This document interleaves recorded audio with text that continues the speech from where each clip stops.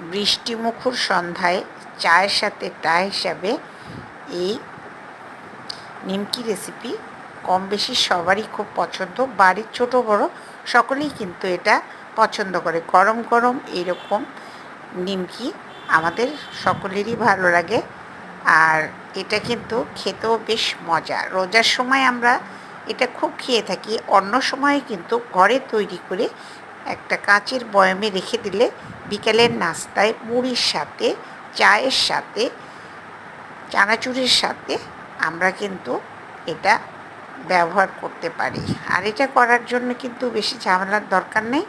অল্প একটু আটা থাকলে, একটু কালাই জিরা থাকলেই কিন্তু হয়ে যায়।